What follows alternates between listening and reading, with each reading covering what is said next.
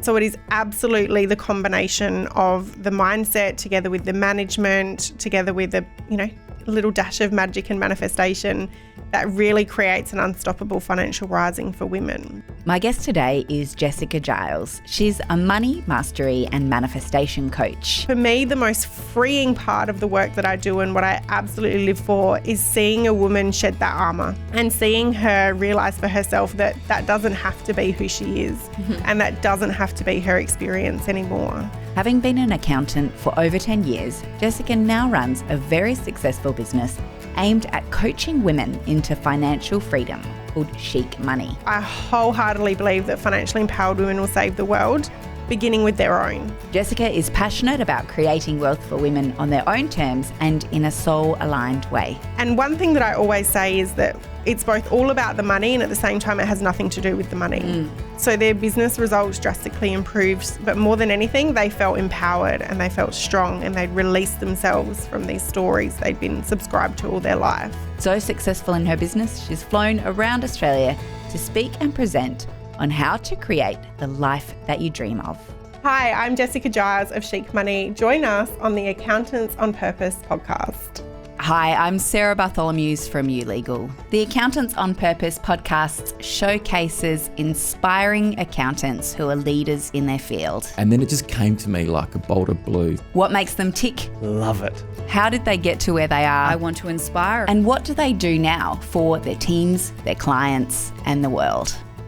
What was your first pet and what did you call it?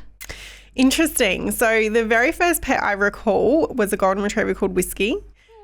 But the first pet that comes strongly to mind was my cat Cleo. So when I first moved out of home, I was renting, and having always grown up with animals, I really struggled. Whenever a caterpillar would come past, I'd be like, "You're my pet." And so when I bought my first home, I remember settling on the Friday and I'd already decided I was getting a cat called Cleo. Oh, you already knew her name. I did. And I went out and I got her the following day before I unpacked any boxes. I was like, I'm going to get my cat called Cleo. And how's Cleo going now? Cleo passed away a few months ago. I'm sorry to bring that up. That's okay. She was 14, and she was the most beautiful, sassy cat that I could imagine. So I'm very, very blessed to have had her in my life. And now there's a new family member. There is. We've just had Lacey join the family 2 weeks ago. So I hadn't been ready until now to welcome another cat.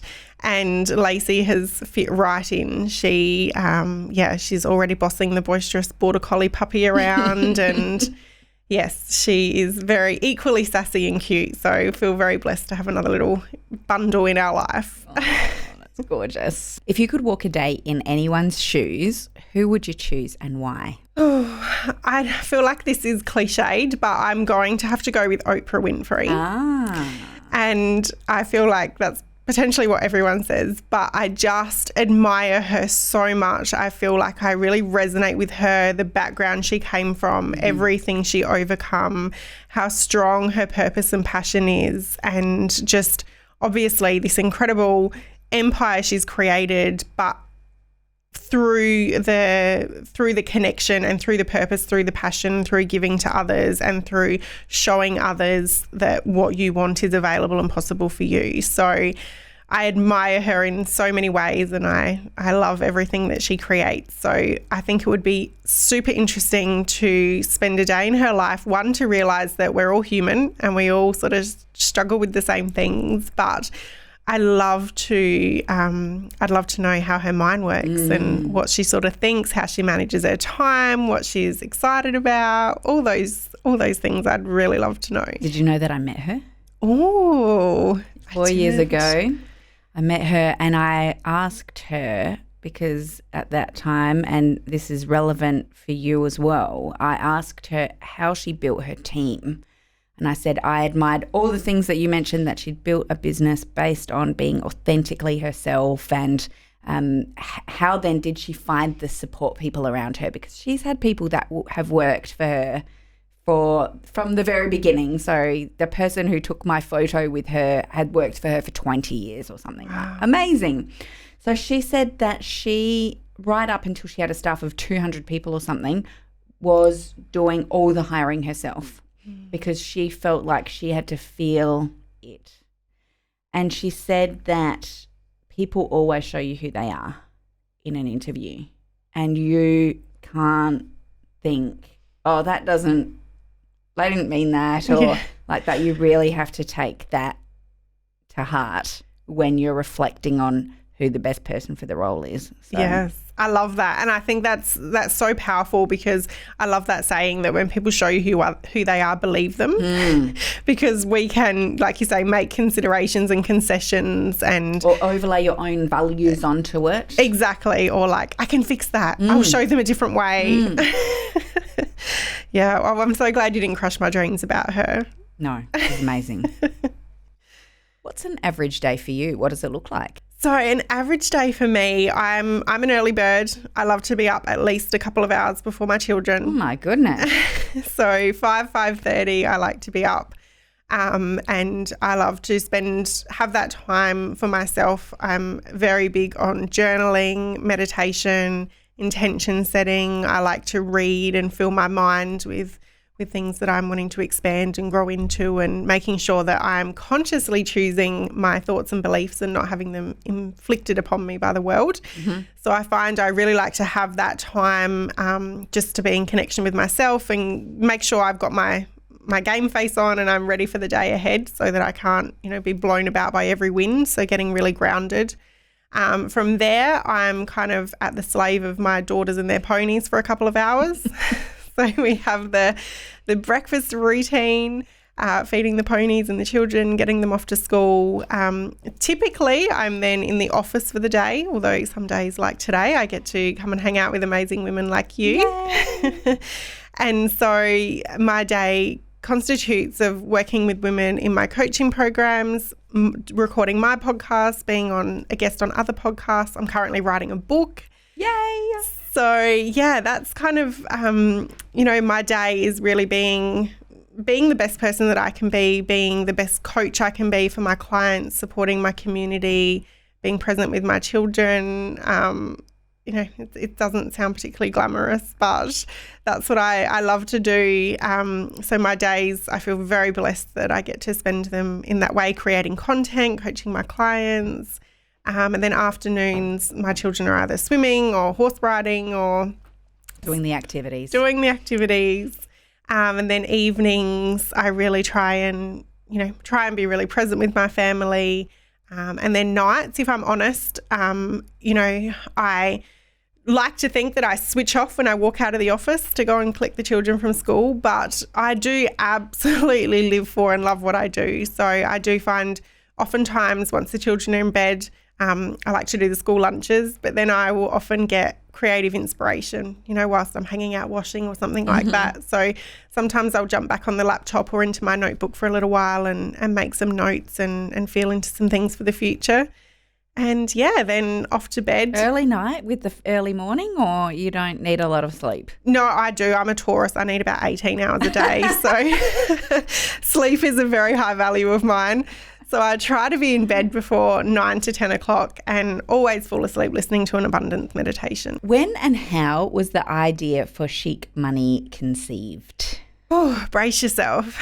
So my journey to Chic Money has been very unconventional. I most certainly did not come out of the box this way. I was a 16-year-old high school dropout working in a petrol station. And it's so interesting. I reflect upon this now when I left school, to go to work. Education wasn't particularly valued in my family, but I always had a desire and a dream for more. And so much so that when I was 16 and, that summer when they do the university open days, I attended the university open day with my boyfriend at the time, who was an equally bad decision as leaving school. But I always had this desire to go to university. And so I dragged him along to the open days and sat in on these lectures about programs that I most certainly was not in a position to enroll in, but I had this desire. And so I decided after 6 months or so working in the petrol station, 80 plus hours a week, because I was crazy hours, the cheapest employee. Yeah. So basically, here's the roster. What hours do you want? And I decided that I was ready for more. And so I went to TAFE and I did my Certificate 3 for diploma and advanced diploma in accounting, and I used my advanced diploma to enrol in my degree. And I started university the week I found out I was pregnant with my first daughter. Oh, my goodness. And so I sat exams. I submitted assignments the night before giving birth. I sat exams with leaking breast, too much information, sorry, and a screaming newborn outside the exam venues. It most certainly was not the conventional path. And this was your accounting or commerce degree, was it? Yes. It was, yes, my Bachelor of Commerce majoring in accounting. My goodness. And then when I completed my degree, by this stage I had 2 children and I didn't want to go back into, corporate world. And don't get me wrong, I was still quite young then as well. I was about 25, 26. And so I packed a lot into those years. And I started my own bookkeeping and accounting business. And it was through that process, and my client base was predominantly women who'd started their own business because they're passionate about their craft, but created an expensive hobby for themselves that kept them up at night. That classic E-myth. And, when they would hand over, this was slightly before, the cloud file days, but they would hand over their receipts and their bank statements and so forth. And I would literally feel them handing over their financial power. They were confused, they were scared, they didn't understand the finances. And I would go to all this trouble of creating these very pretty reports, and I would give them to them and they would do nothing with them. And I knew that they would just file them away and never look at them. And I was like, no, there's so much important information in there. So I really discovered that women were feeling so disempowered around money in their life, and in particular with the business finances, which created a difficult position for themselves in terms of the financial position, which then further reinforced this belief that they weren't good with money and, and causing them a lot of stress, which was stifling their creativity and success in the business. At the same time, I became a single mum overnight to my 2 daughters and experienced my own somewhat spiritual awakening around money. And it was kind of in that time that I uncovered, this whole concept of a money story and mindset and manifestation, and, created some amazing awakenings and transformation and results in my own life. And so my bookkeeping and accounting clients became my first coaching guinea pigs. And I was kind of like, I'm learning this in my life. Can we go on this journey together? Yeah. And I just loved that, and it was so special. And they equally created amazing transformations and results. And one thing that I always say is that it's both all about the money, and at the same time it has nothing to do with the money. So their business results drastically improved, but more than anything, they felt empowered and they felt strong, and they'd released themselves from these stories they'd been subscribed to all their life. And so I was like, wow, there's something here. This is what I love to do. People are getting amazing results. And so it kind of grew from there, and I was bringing on coaching clients and still doing sort of bookkeeping and accounting. And then, as the coaching grew, I made that leap to to let go of my bookkeeping and accounting, and now completely in the coaching business. Yes. So what you do is coach women into financial freedom, and you teach them how to connect with their intuition, and through that, how to manifest. Can you explain to everyone or to our listeners how that works? I will try. It's so funny. I get asked this question all the time, what do you do? And even clients that come to work with me, and I'm like, there's so much of it I can't explain. And, even clients, when they refer me to other people, they say, look, I can't tell you why. I just know you need to go and see Jess. So it's really hard to describe. But essentially, I combine my intuitive coaching skills, and I'm a certified money mastery coach as well, together with the accounting side, because my whole philosophy is that you can't sit on a meditation mat and earn $1 million. I'm working on it. If I find a way, you'll be the first to know. Thank you. But you can't sit on a meditation mat and manifest $1 million, but you also can't outmanage a bad mindset. And so it is absolutely the combination of the mindset together with the management, together with a, little dash of magic and manifestation that really creates an unstoppable financial rising for women. So for me, the way that I work with my clients is all about meeting them where they're at, uncovering what's brought them to where they are, what their struggles are, what they're facing, what their challenges are. And surprisingly, perhaps, is that my focus is more on who gave this to you, where did it come from? Because we are the sum of all experiences, and we humans are meaning-making machines. And so every experience we have throughout our life, we assign a meaning to. And so much of what we carry as adults was what we actually decided or were told and put upon us as children. So for me, the most freeing part of the work that I do and what I absolutely live for is seeing a woman shed that armor and seeing her realize for herself that that doesn't have to be who she is and that doesn't have to be her experience anymore. So that's absolutely what I live for. And from there we decide, okay, well, who are you? What are the truth of who you are, and how can we bring more of that into your business and into your finances? And for women in particular, it's based more around feminine wealth principles. The way in which women work with money is very different to how men do. But so much of what we're taught as children and imposed upon is very much sort of the masculine way. Now, I feel like I just need to say it, so it might be not potentially professional enough, but I believe that as women, we grow up believing that we need to be good at two things in life, and that is money and sex. But we're not taught how to do either. And so whilst I don't at all touch on the other, allowing and supporting a woman to become who she chooses to be and to equip herself with the skills that she needs in order to be able to shine and to be a wealthy and powerful woman in control of her money is of utmost importance to me. Love it. Do you feel like manifesting is something everyone can do, even if they're really skeptical? So here's the thing most people don't realise. Male, female, whatever your orientation, you are manifesting in every moment, whether you realise it or not. Your vibration, your frequency, every part of you is constantly manifesting. So, you know, when you wake up in the morning and you press snooze on your alarm 5 times, you kick your toe, your pants don't do up, the children spill food on their uniform, you get every red light on the way to work. That's you manifesting. Because your energy, your frequency, your vibration, and like attracts like. So when you're in that, oh my God, the world's against me, that's what you're calling more in of. Yep. I remember one day I was going to Sydney, and I remember waking up, getting up, got like my Uber came straight away, got to the airport, no line at the airport, went straight through to the Qantas Club, no line for coffee, grabbed my coffee, and I was just like, yes, today I'm right where I need to be. I am. So that's what you're talking about. Absolutely. When you slip into that flow zone, you're in alignment, you're in connection, everything unfolds. And everything, even if it relies on other people, falls into line. Absolutely. And this is the critical ingredient that people don't realise, that you are the energetic base point for that. So you created that whole experience of your day through your energy. And this is what a lot of people don't realise. They're like, oh, I don't know how to manifest. Well, firstly, allow yourself to realise that you are manifesting right now.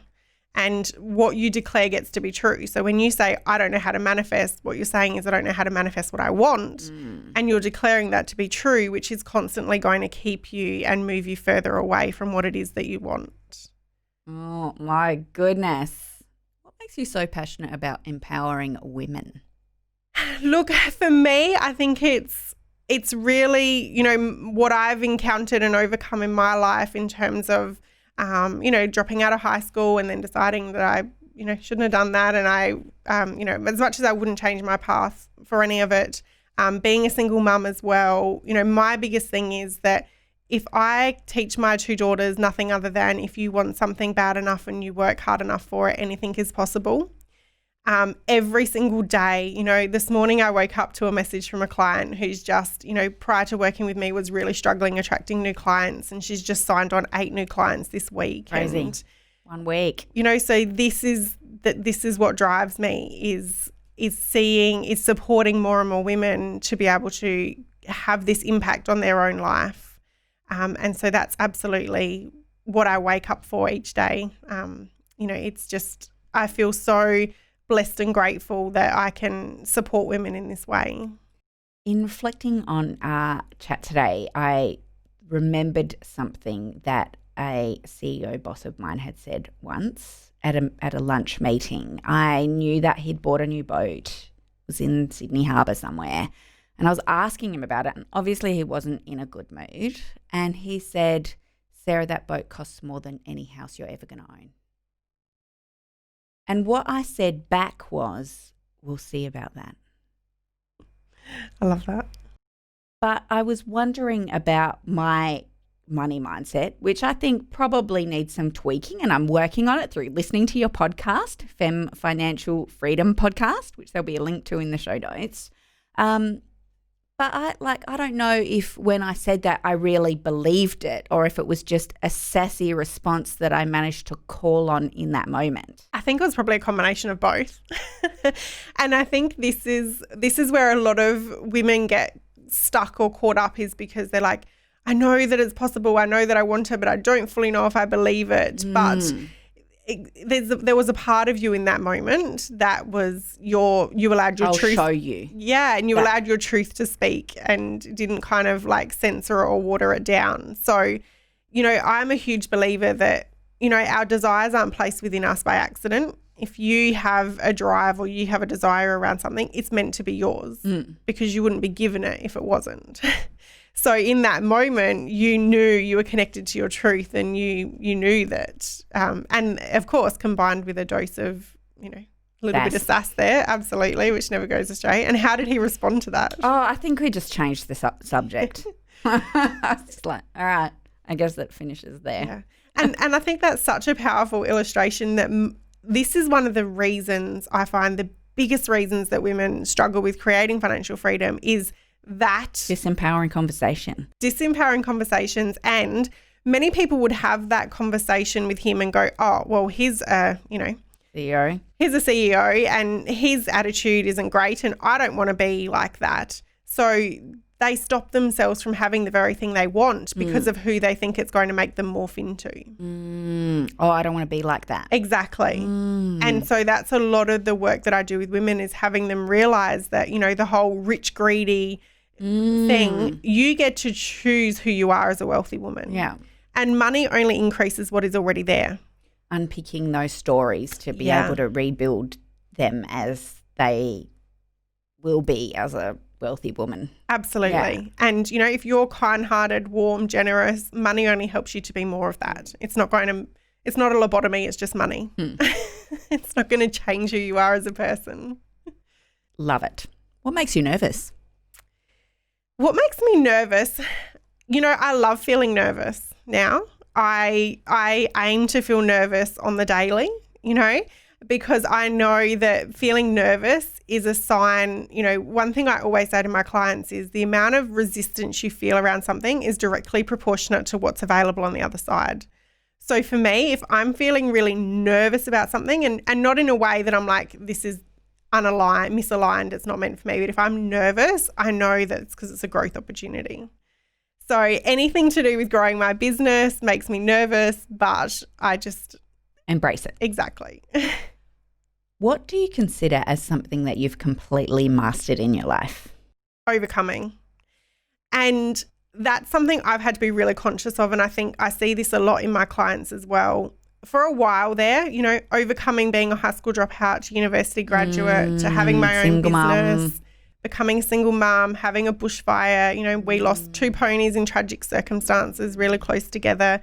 I really got into this space of fling it at me and I'll turn it into gold. I'll show you. I will overcome. I'll succeed against the odds. So I had to be really conscious to kind of let go of that stress-based adrenaline response so that I could create success and growth from a place of alignment and grace and ease. But it's very much a strength of mine, and it's definitely right there. If something doesn't go to plan, I will overcome it. If something gets flung at me, I will get the gold. I'm really good at surrender now. My mantra is use me, whatever this is here for, use me, and you show me how I can help others to overcome this as well. So I certainly don't shy away from that kind of feeling. Awesome. My purpose is to be absolutely the best woman I can be, to bring everything I see within me to life outside of me. And that for me is all about, it's not about me, it's about who I'm here to serve. It's about how I can be of service, and for me, my purpose at the minute is to get in front of and help and support as many women around the world as possible. Because, seeing the results and transformations that I've been able to support women to create, they come from all walks of life, all backgrounds, and that is available to anybody that's open and willing for it. So for me, my purpose is just to reach and support. I wholeheartedly believe that financially empowered women will save the world, beginning with their own. And so for me, helping them to save their own world so that they can then go on and have that beautiful ripple effect in their families and their clients and their community and throughout the world. Yeah, it gives me goosebumps. Is there anything that I haven't asked you that I should have? One thing I love to always share in one of my favourite questions is, my biggest philosophy is that your past doesn't equal your future. Where you've come from means nothing in comparison to where you're going, who you are, what you choose moving forward. So for me, that's the biggest thing I love to share is that, yes, it's happened. Get the gold from it, release it, surrender it, and make sure that you're giving more energy and more passion to your vision and who you're becoming, and starve the past, feed the future. It's not always easy. Not. But my husband and I, we have this thing. I'm not sure if you are the person that inspired us to do this, but once a week before we go to sleep, we talk about what does our future look like so that we can share with each other. Are we on a cruise ship for 3 months a year, or are we living in Disneyland for a month with the kids, or are we just doing our daily work from home rather than going into the office? Whatever it looks like that week, we have those conversations to manifest it. Oh, absolutely love that. And it's so powerful to, one of my favourite sayings, if you don't know where you're going, any road will do. So that point of connection of ensuring you're both in alignment, you're both moving forward in the same direction, and giving energy to it in that way. Yeah, that's so exciting. I love that. Thanks for coming in today. Oh, the pleasure is all mine. Thank you for having me. Thanks for tuning in to the podcast today. If you're still listening, you can find the show notes on our website, ulegal.com.au. You're welcome to go ahead and subscribe, leave a review, and share the podcast with anyone that you think might benefit from it, anyone that you think is open to helping us create a world with a purpose that's higher than profit. If you're an accountant on purpose, feel free to find our Facebook page and join our community.